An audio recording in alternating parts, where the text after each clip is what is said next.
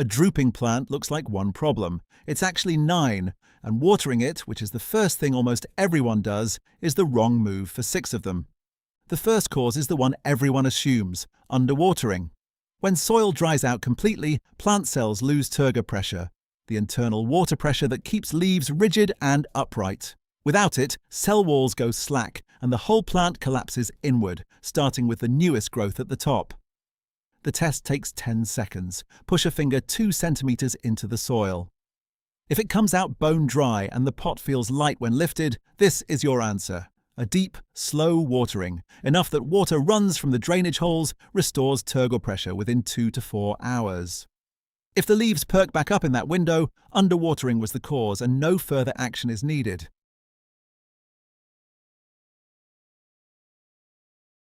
But here's what almost nobody expects. The second most common cause produces the exact same droop, and doing what you just did makes it catastrophically worse. Overwatered plants droop for a completely different reason. Waterlogged soil forces oxygen out of the root zone. Roots need oxygen to function, and without it, they stop absorbing water and begin to rot within 24 to 48 hours. Rotted roots can no longer take up water at all, so the plant wilts from the inside, even while sitting in fully saturated soil, which is exactly why so many people respond by watering more and the plant gets worse. The distinguishing test: check the soil before you touch the watering can.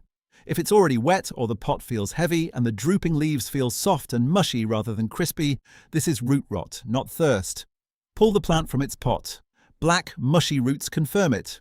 Trim away the damaged sections with clean scissors, repot into fresh, dry soil, and hold off on watering for several days. This is also why root rot is far more common in pots without drainage holes, or in decorative outer pots that quietly collect water at the bottom without anyone noticing, keeping roots sitting in stagnant water for weeks at a time.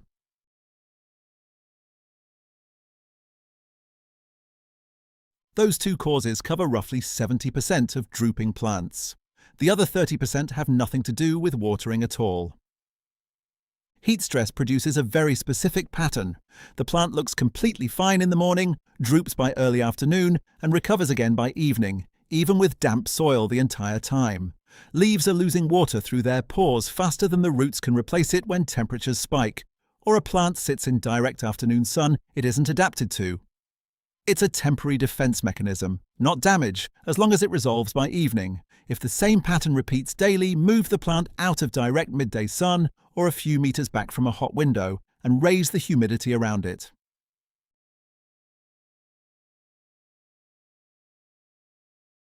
Cold shock is the opposite problem, and it moves fast, often within hours of exposure to a draft below 10 degrees. A door left open in winter, a spot near an air conditioning vent, or a trip from a warm car into cold air can all trigger it. Cold temperatures damage plant cell membranes directly, and tropical species are especially vulnerable since most originate in climates that never drop below 15 degrees. Unlike heat stress, cold damage doesn't reverse on its own. Move the plant somewhere consistently warmer immediately and remove any leaves that turn translucent or black. Those cells are already dead. This same mechanism explains why a leaf pressed against cold window glass in winter often develops an isolated wilted or blackened patch, even though the rest of the plant is completely healthy. The glass itself sits several degrees colder than the surrounding air.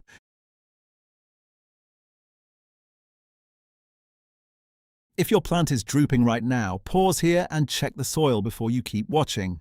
Drop a comment with wet or dry, and I'll help you narrow down exactly which cause you're dealing with.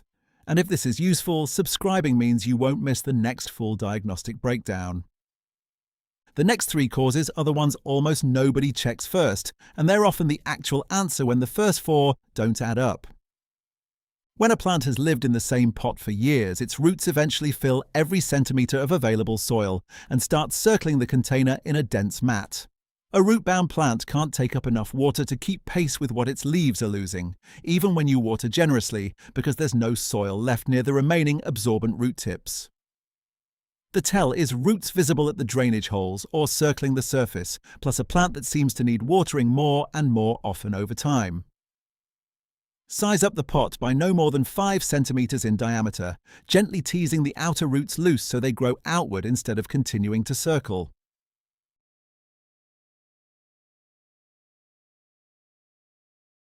Repotting damages fine root hairs no matter how careful you are, and a newly repotted plant often droops for 1 to 2 weeks afterward, while it rebuilds what it lost.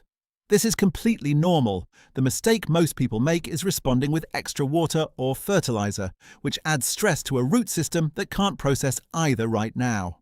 The correct response is to do almost nothing, stable moderate light, just enough water to stop the soil fully drying out, and wait. Plants left alone during this window consistently come back stronger than ones that get extra intervention. One distinction matters here. If new leaves are still emerging, even small ones, during that recovery window, the plant is on track. Drooping that continues well past 2 weeks with no new growth at all is a sign something else went wrong, like damaged roots or soil that's staying too wet.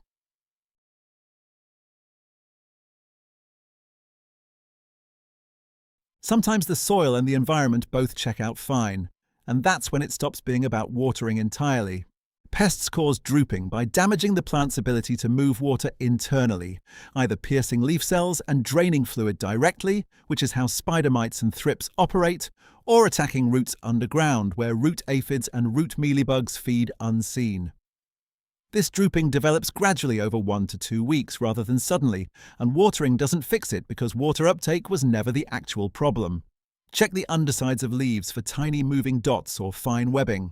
If the foliage looks fine but the drooping continues despite correct soil moisture, unpot the plant and check the roots for small white insects.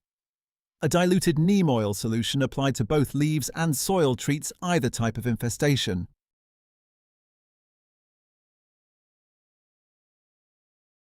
Excess fertilizer pulls water out of root cells through osmosis instead of into them, the opposite of what nutrients are supposed to do. This produces drooping alongside a visible white or yellow crust on the soil surface, and it usually follows a recent feeding at full strength, especially on a plant that was already stressed.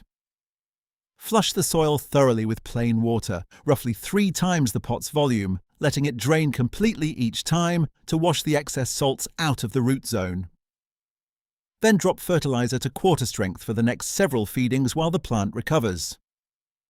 The safest way to avoid this in the first place is to always dilute fertilizer to half the strength printed on the label, since most manufacturer instructions are calibrated for outdoor garden beds rather than the smaller soil volume in a container.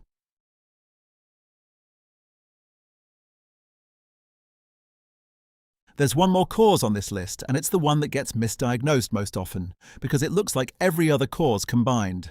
Vascular wilt diseases caused by fungi like fusarium or by bacteria that colonize a plant's water-conducting tissue, block water movement from the inside out. Unlike every other cause on this list, the drooping is often one-sided. One stem or one half of the plant wilting, while the rest looks completely healthy because the infection hasn't spread evenly yet. There's no reliable fix once it's confirmed. Cut a stem in cross-section. A brown or black ring just under the bark instead of clean white tissue confirms it. Isolate the plant immediately to protect anything nearby, and take a cutting from an unaffected section if you want to save the genetics, because the parent plant rarely recovers.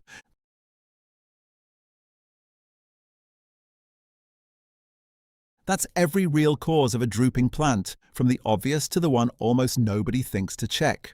The pattern that matters more than any single cause.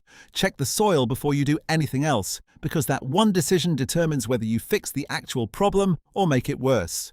If your plant is drooping right now, drop the details in the comments and I'll help you pin down exactly which of these 9 it is. Subscribe for a new diagnostic breakdown every week, and I'll see you in the next one.